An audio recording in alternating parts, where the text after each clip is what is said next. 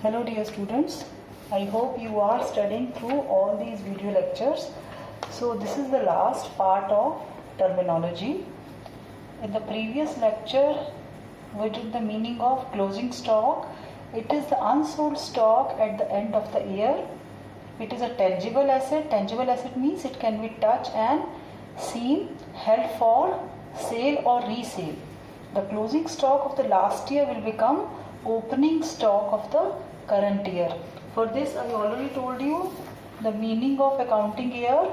Accounting year is when we divide the whole life of a business. For example, if you are expecting that your business will run for 50 years, so it's not like that after 50 years you will come to know the result of the business. That will be too late.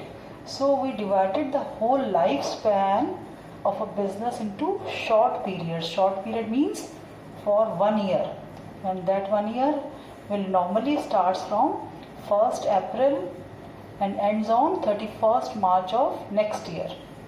So in this case the closing stock on 31st March 2020 will become opening stock. I repeat, the closing stock on 31st March 2020, and when the new accounting year will start, it will start on 1st April 2020. So on 1st April 2020, the closing stock on 31st March will become opening stock. So let us do the definition of opening stock. It is the stock in the beginning of the accounting year. Beginning of the accounting year means beginning of new accounting year. Like for example, beginning of 1st April. So this is our new accounting year and it will ends on 31st March. Yes, which year? 2021. So, in other words, it is the closing stock of last year or previous year accounting year. So now the next is entry. See, what is this entry? Though we have been discussing these transactions and entry meaning, but here entry means the recording of transaction. Recording of each transaction is entry. For example, you purchase goods. So when you purchase goods, and if you want to record that, that will become your entry. For example, these are the I am taking some examples of transactions. Transaction number 1, owner invested money into the business. Money into the business. Rupees 10 lakhs. So it's a transaction. You know the features of transaction, two main important features. It should be in monetary term and it should affect the business. So what is happening in this case? It is a transaction. So recording of this transaction will be known as recording of above transaction will be known as entry, making entry. So likewise, let us say second transaction is related to purchase of goods rupees 25,000 from Messrs. Sharma and Sons. So this is a transaction.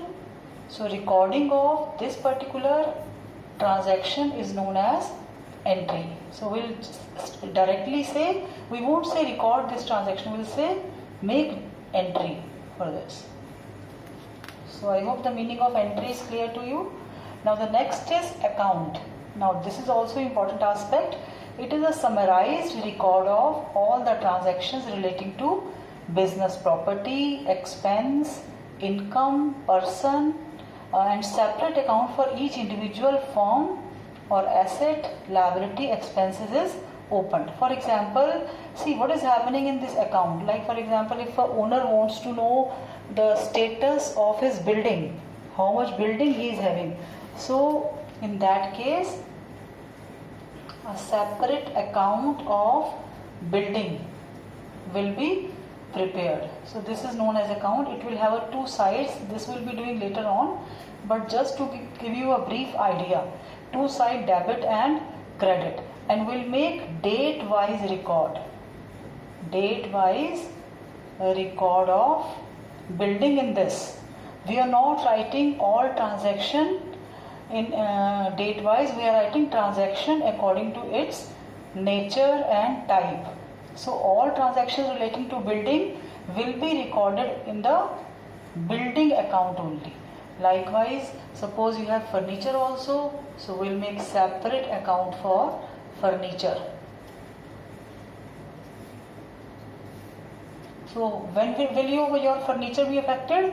Whenever there is increase in furniture, then there will be change in furniture, and when there is a decrease in furniture means if suppose you are depreciating the value of furniture, likewise when you are depreciating the value of building, then it will decrease. Or if suppose you are buying new building, then you can add that building here. So this is plus side and this is negative side, normally in case of assets. So for example, firm has 20 assets: building, furniture, land and building, computers, softwares, vehicles.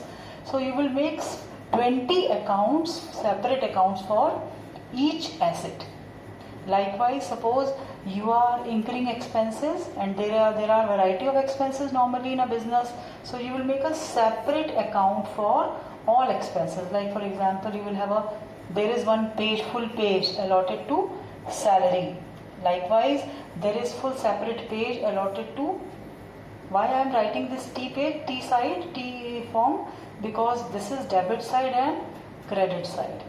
So salary, for salary you will make a separate record, for wages you make a separate record, for electricity bill you will make a separate record, for stationery you will make a separate record, for advertisement you make a separate record. So there will be separate record for each expense, so that you will be able to know how much you are spending on a particular expense. And if suppose you are spending too much money on a particular expense, then management can frame a policy to control that particular expense. So we are classifying, basically we are making accounts to classify similar type of transaction at one place. I told you earlier also that it will not be recorded in a date wise record. You will not maintain, you maintain type of asset or type of expense wise record. So you will have a capital account, separate page for capital account, separate page for cash account. If businessman wants to know the position of cash, how much cash they are having, so there is a separate page allotted for cash, and there is index also. So in that index it is written the page number of cash, page number of bank account, page number of furniture. So directly accurate and instant information can be provided to the users.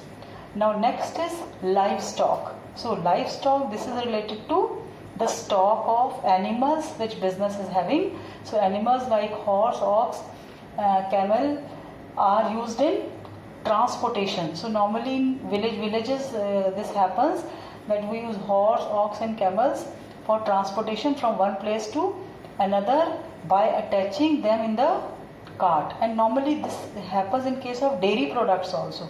They are also having cows and buffaloes and fishing industries. So there is a livestock there also. So these living animals are livestock of business transaction, and they will come under fixed assets. So all these animals will come under fixed assets as a livestock. Now let us do the next term. Next term is solvent. Now this is solvent means, for example, if a person is required to pay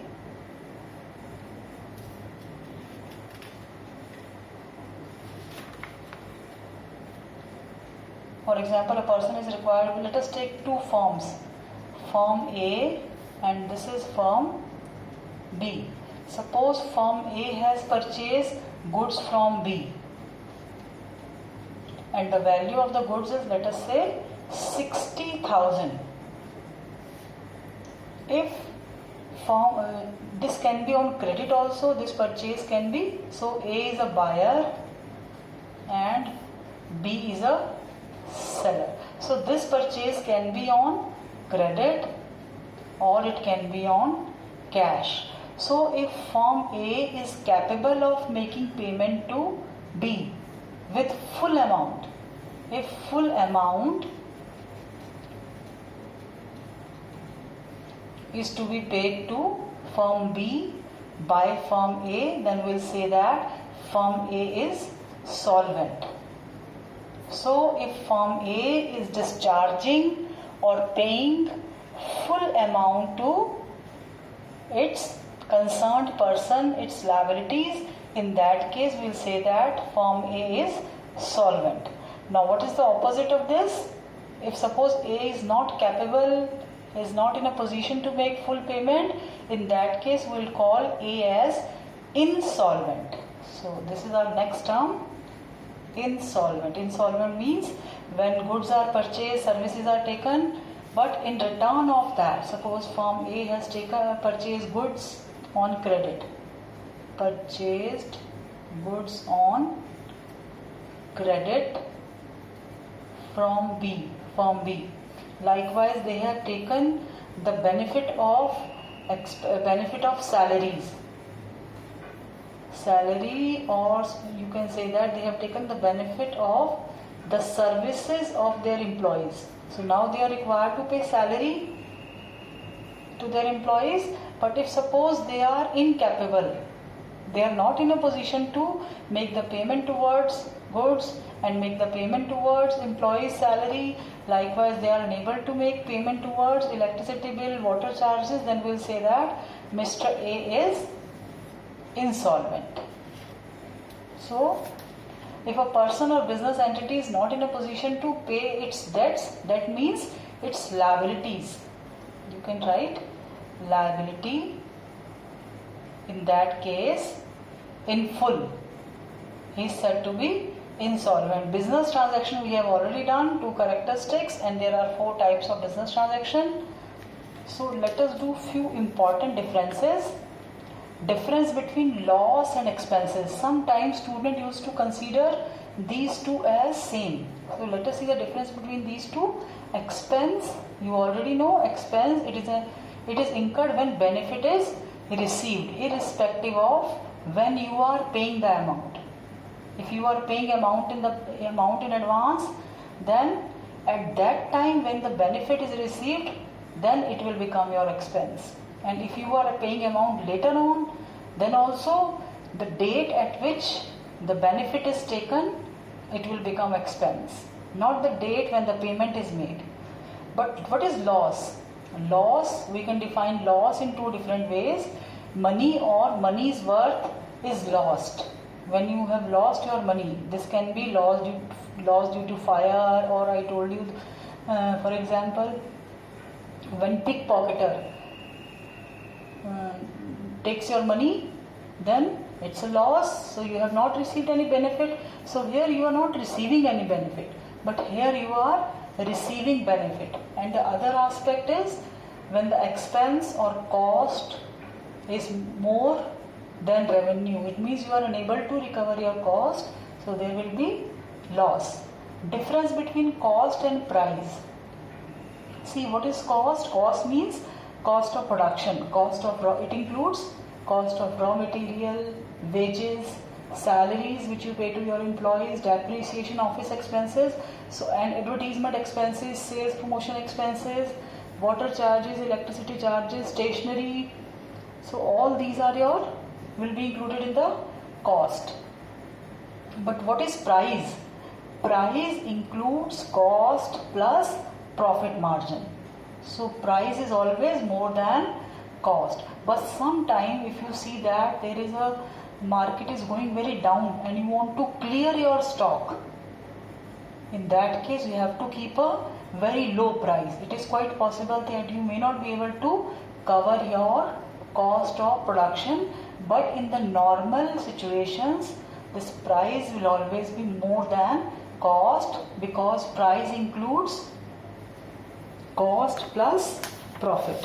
So let us take one example. For example, cost of producing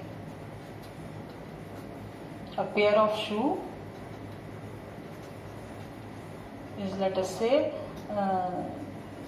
3,000, and the price is suppose 3,500. So it means that the price which we are fixing, this includes 3,000 cost plus profit margin. How much profit margin? This is 500. So I hope this is clear to you, the difference between cost and price. And the last difference is difference between expense and expenditure. See, expenditure, normally whenever we say expenditure word, it means we are referring to capital expenditure. Though we have done that there are two varieties of expenditure, but normally in day-to-day life, expenditure means we are talking about capital expenditure when you acquire fixed asset. Which type of asset? When you acquire fixed asset. And what is expense? It is the cost of getting services or cost of getting the benefits. So in this less amount is involved, but in this huge amount is involved. How? When you purchase your car, when you purchase building, when you purchase land, huge amount is involved. It can be in crores, lakhs. But when you get the services through this, in case of expenses, services like when you pay salary, when you pay wages, so huge amount or lakhs or crore amount is not involved. And moreover, for expenditure, in case of expenditure, your asset increase and the benefit, you will be able to receive the benefit in future also. But in this case, as soon as you receive the services, its utility or benefit exhaust. So as soon as the expenses are incurred, its benefit is immediately exhaust. For example, if you go for watching a movie, so when you watched a movie, at that time you got the benefit. After watching a movie, its benefit is exhausted. But if suppose you are buying a car, then you will be able to use that car for 5 years, maybe 10 years. So the benefit of this will last for long period of time. So I hope all these differences must be clear to you. Now this finishes your chapter on terminology. I hope you will see all the lectures and get the benefit of all these lectures. Till then, stay blessed. Thank you. Have a nice day.